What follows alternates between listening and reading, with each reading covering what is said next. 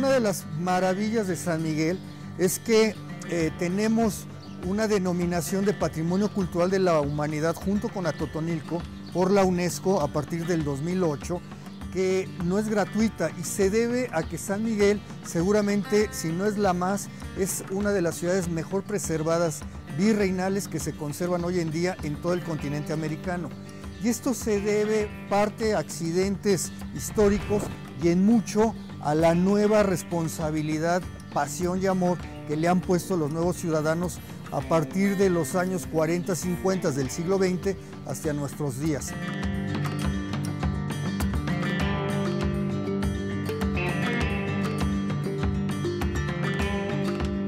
En los accidentes históricos hay que recordar que una vez que es derrotado el primer ejército insurgente, va a venir a estas tierras el ejército realista con el general Calleja, con el conde Flón, y van a poner una penalización muy fuerte a San Miguel. Nunca más va a volver a pasar por aquí el Camino Real de Tierra Adentro en su ruta de La Plata.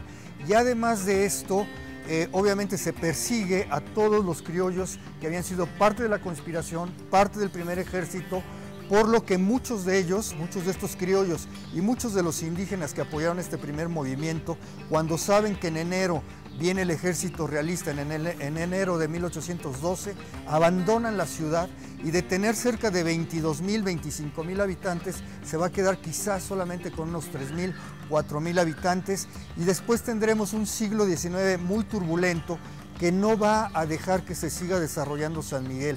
Ya no hay industria del cuero, ya no hay industria de la lana, ya no hay industria del latón, la herrería, ya no hay Camino Real de Tierra Adentro, y por eso declina en ese sentido la ciudad y quedan abandonadas muchas casonas como estas, que fue de un héroe insurgente, de una persona que apoyó este movimiento y que tienen que huir y dejan abandonadas estas casas.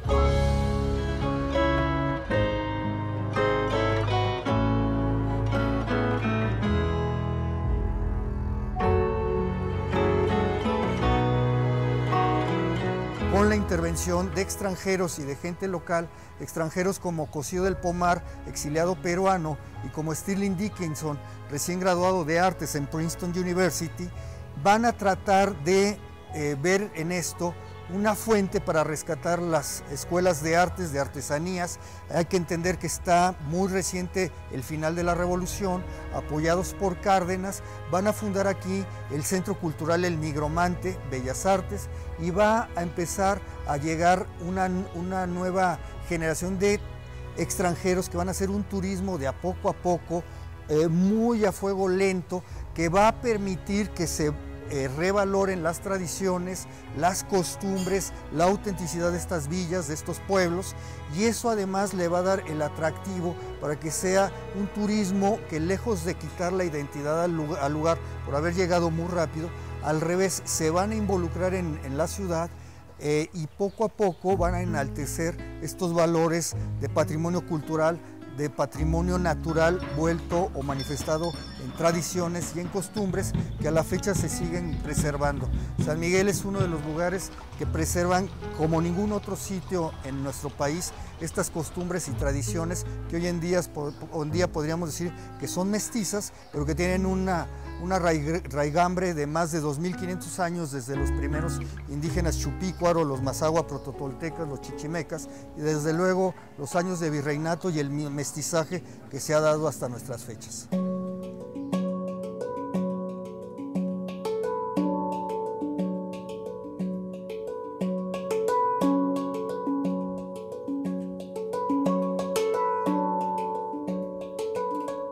Hay una leyenda que en la parte de abajo de la ciudad, donde está el río, se dice que constantemente eran atacados los franciscanos por los indígenas. Dicen que el indígena lo que hacía era que decapitaba al franciscano. El indígena lo remete o lo somete en la parte de abajo, en la parte plana, y el franciscano va a buscar la parte alta. Por eso es que San Miguel está acentuado sobre una ladera o una parte alta, porque sirve de protección para los franciscanos de los indígenas. Se va a construir la ciudad que llamaron Izquinapan sobre las barrancas hasta llegar a una plaza que es la Plaza Cívica, que es donde aparece Ignacio Allende en su caballo, que es una de las plazas principales y que sería la primera plaza que tuvo la ciudad de San Miguel.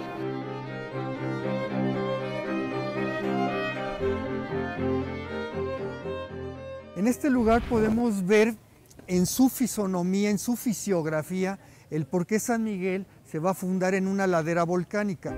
Lo que sucede es que precisamente a mis espaldas estuvieron la línea de grandes manantiales de aguas termales. Se dice que en uno de ellos el agua salía a 36 grados centígrados, que va a dar pie a que el agua, que es fundamental en toda ciudad, pueda distribuirse en toda la villa por gravedad, ya que no había electricidad en aquellas épocas. A mis espaldas está la casa Lanzagorta, que fue otra de las casas principales en amarillo, ya un poco modificada, pero todavía guarda sus rasgos neoclásicos. Y también tenemos el arte ecléctico de la época porfiriana, como es la fachada principal de la parroquia, como es el mismo diseño del reloj que acabamos de escuchar, e incluso el jardín principal, que tiene un diseño a partir de una pequeña bardita para indicarle a la gente de aquella época de la era porfiriana, donde solamente los notables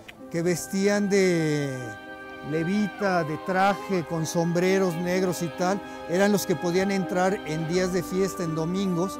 Hay 3 circuitos: el circuito en torno al kiosco, después tenemos el circuito central, que era donde circulaban las señoritas, las damas casaderas, y en sentido opuesto, en el tercer circuito, al interior del jardín, circulaban los caballeros, que con un ademán y permiso de la dama podían acompañarlas a caminar por el circuito interno del jardín y así pasar los ratos de solaz, de esparcimiento, en días de domingo, y con la banda tocando en el kiosco central. Este es un diseño de aquellas épocas, de finales de la época porfiriana, donde va a preservarse incluso estas tradiciones ya entrado el siglo XX.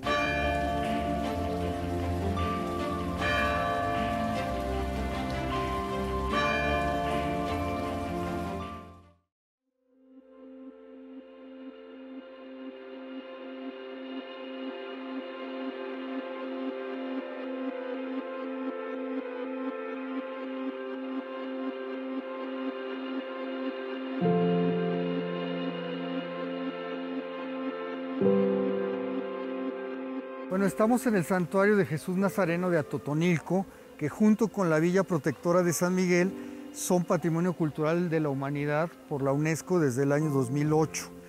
Y junto con ello, por si algo nos faltara, estamos además en el Camino Real de Tierra Adentro, que también fue designado por la UNESCO en el 2010 Itinerario Patrimonio Cultural de la Humanidad.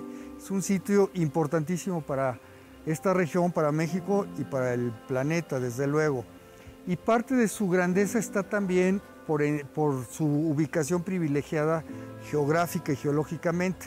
Estamos ya en la frontera volcánica y del semidesierto de Aridoamérica, que era parte del corazón de la tierra adentro precisamente. Y Atotonilco siempre fue un lugar sagrado, incluso antes de la fundación del santuario católico. Y obviamente fue un lugar de veneración para los indígenas chichimecas, pues primero los chupícuaro, los mazahua prototoltecas, los chichimecas, guaxábenes, caxcanes, guamares, guachichiles, y después para los otomíes, que fueron conquistadores junto con los españoles de toda esta región.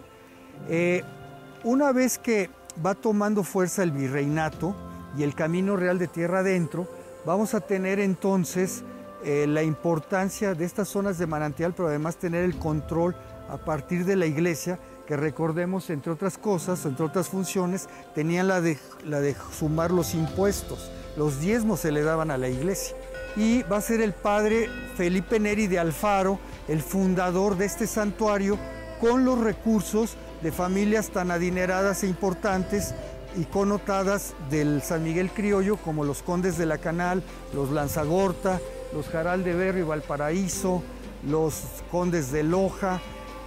Ignacio Allende se casó aquí en este templo, y a pesar de que siempre esta espiritualidad va a estar mezclada de lo indígena y de lo católico, sigue siendo muy viva, porque desde luego que sigue siendo un polo de atracción para miles de personas que cada año visitan el lugar, ya sea para practicar los ejercicios espirituales bajo la régula de San Ignacio de Loyola, o bien como visitantes, o bien para celebrar algún acto en un lugar que está realmente cargado de mucha vibración espiritual.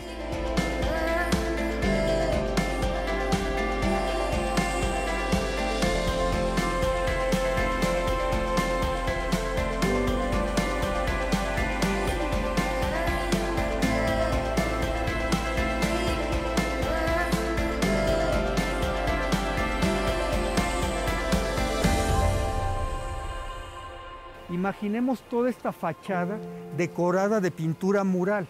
De hecho, todavía podemos ver a un lado del contrafuerte parte de los trazos de lo que fue la pintura mural original. Y tenemos a Jesús cargando la cruz, porque en todo este mural estuvo descrito el Vía Crucis en sus 14 estaciones.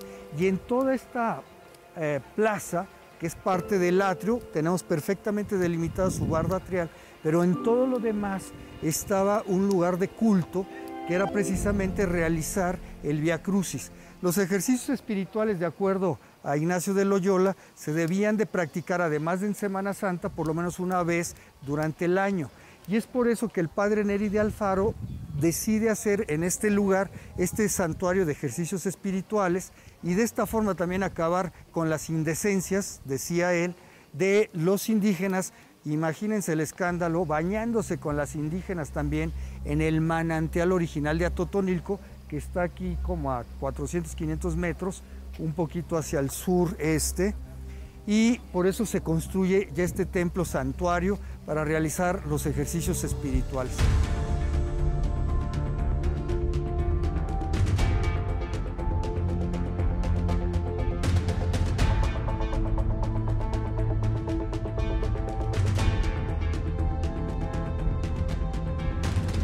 Estamos ahora en una de estas dos primeras llaves de la planta del Santuario de Jesús Nazareno de Atotonilco. En realidad son varias capillas aquí. Esta capilla se llama la Capilla del Santo Sepulcro. Y ahorita que levantemos con la cámara podemos ver que el diseño es como si estuviéramos dentro de un féretro. Y vas a estar muerto hasta que reconozcas en la tradición católica que Jesús resucitó para salvarte. Algo que es sensacional todavía aquí es ver una estampa de cómo fue la iconografía de los primeros ejercicios espirituales que se llevaron a cabo en Atotonilco, en una exuberancia enorme del barroco mestizo a través del pincel de Miguel Antonio Martínez de Pocasana.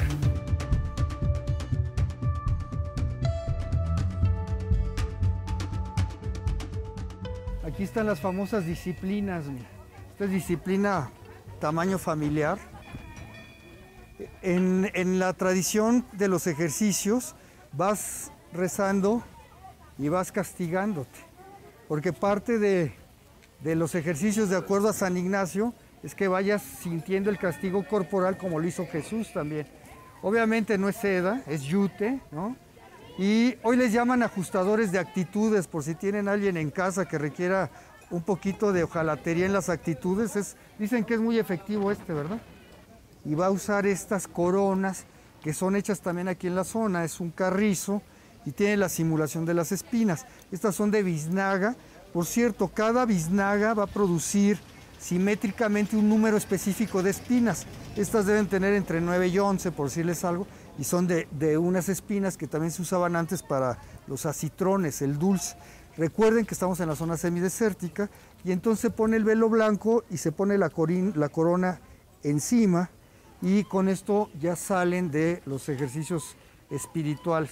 Como parte de las artesanías locales, pues están las campanas, porque hay que recordar que aquí pasa el ejército insurgente el 16 de septiembre, después del grito de independencia en Dolores, en la madrugada, que son como 300, 400, se detienen en la ex hacienda de la Herré, que el administrador era Luis Malo, y ya a Totonilco van a llegar cerca de 4,000 insurgentes, y aquí se vuelven a parar porque a Totonilco era, además de hacienda, era un lugar de concentración muy importante de las zonas agrícolas de otras haciendas, y esperan aquí más refuerzos indígenas, que fue el grueso del ejército insurgente, y ya de aquí salieron cerca de 8,000, 9,000 insurgentes con rumbo a San Miguel.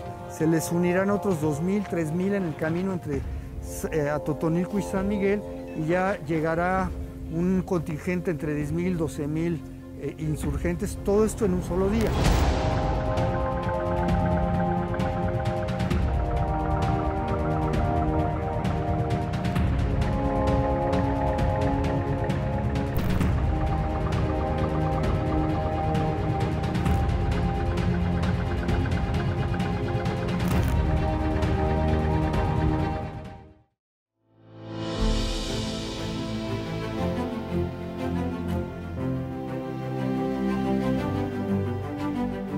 esta zona del jardín principal, de la plaza principal, de las plazas mayores, podemos ver que además había un significado del poder que regía durante el virreinato. Estaban las casas consistoriales, donde muchos nuevos gobiernos tomaron los palacios municipales a partir de estas casas consistoriales. Estaba el poder económico, que se reflejaba mucho en estos portales del centro, portales del jardín, donde vivían las familias más acaudaladas de la villa, y donde muchas veces en los grandes tiendas vendían productos de las haciendas o bien de los ultramarinos.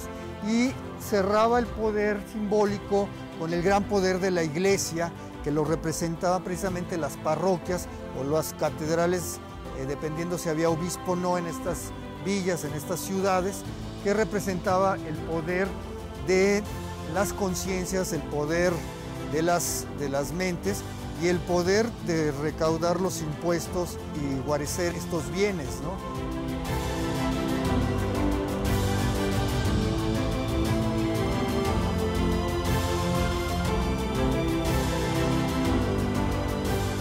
Estamos frente a la entrada principal de la casa del prócer de este lugar, don Ignacio de Allende y Unzaga, que nació, por cierto, el 20 de enero de 1769 en esta villa de San Miguel el Grande. Su casa, si no es la más lujosa, quizás sí es una de las más bellas que se diseñaron en la época virreinal. Ya por decreto debió de haber sido neoclásico su diseño, porque ya reinaban los Borbones, que lo habían hecho desde 1700 en España, pero siempre el criollo trató de poner, quizá como una expresión de rebeldía, detalles barrocos, como son los que podemos ver en la base del frontispicio, que es muy neoclásico el frontispicio, pero no así el exceso de decoración barroca, o las esquinas, o la parte principal del portón. También podemos ver hacia el interior este arco de medio punto con una piedra clave de cantera enorme. Y aquí también lo que podemos ver es la armonía en las alturas de las casas de 2 niveles que se dan en torno al jardín principal. La idea de usar las mismas alturas es para darle armonía a la plaza.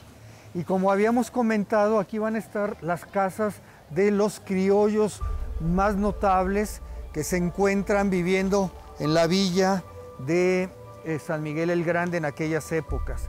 A mis espaldas tenemos la nueva fachada de la parroquia. Esta fachada ya es de 1880 más o menos, ya en la época porfiriana, donde va a haber un impulso para tratar de modernizar estas villas siguiendo patrones europeos.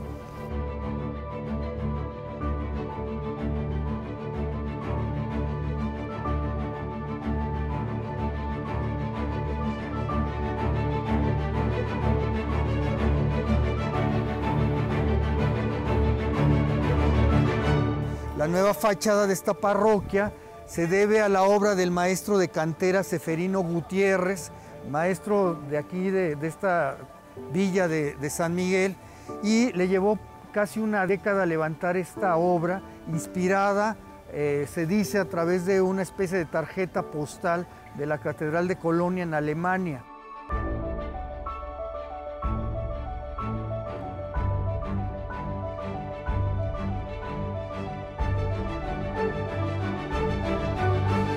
Vemos en amarillo precisamente donde estaba la base, donde iba a despegar el campanario original de la iglesia barroca, de la primera parroquia. Y ya vemos adosada cómo está la estructura que diseñó el maestro Seferino Gutiérrez, ya con un estilo neogótico o inspirado en el gótico de la Catedral de Colonia, pero hecho en cantera. Y vamos a tener además las piedras de cantera más ligeras, que son las rosas, en la parte alta, que son menos pesadas, y las más sólidas las vamos a tener en la base.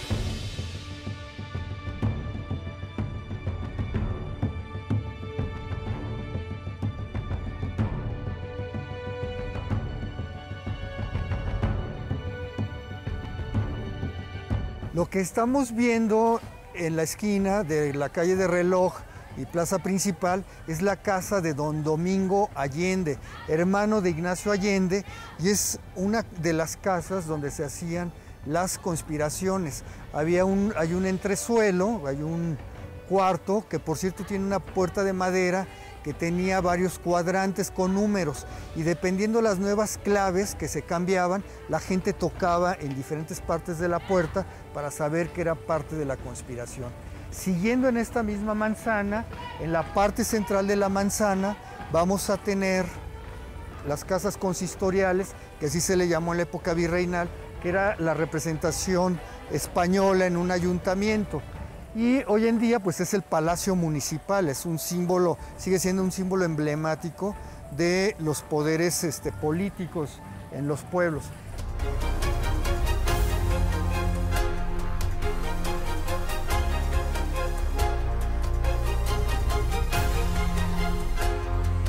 Increíble la aparición de Allende el 16 de septiembre en caballo, ¿no? Cuando momentos antes trataran de asesinarlo ahí el señor Gelati. Al subir por ahí y llegar al Cabildo, marca la historia, pues es un momento en que se define la historia de México. Nos imaginamos a Allende entrando aquí en caballo, que es el único que ha entrado en caballo, y llegar a esta puerta, tocar, yo no sé si estaba sentado en el caballo todavía cuando les toca, ¿no? 30 peninsulares allá adentro muertos de miedo. El tipo tuvo la valentía de meterse con gente que estaba armada, ¿no? Y él solo volver los prisioneros, se los llevó al Colegio de San Francisco de Sales y allá quedaron los peninsulares.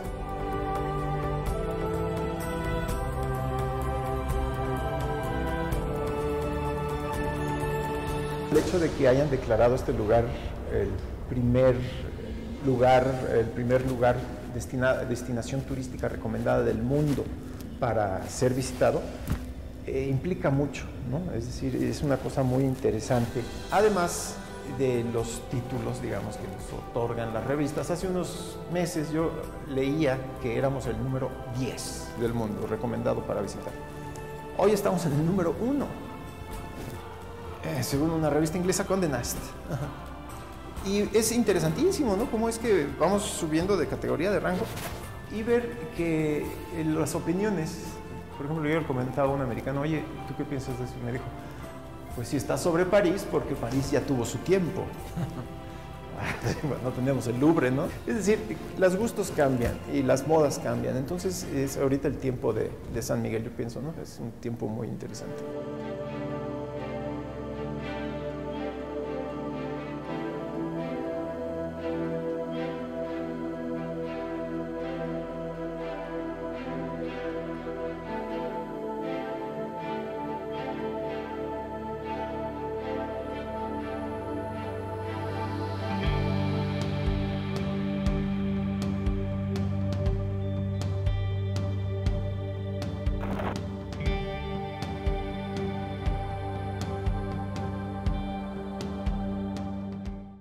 Estamos en el santuario de Jesús Nazareno de Atotonilco, que junto con la Villa Protectora de San Miguel son Patrimonio Cultural de la Humanidad por la UNESCO desde el año 2008.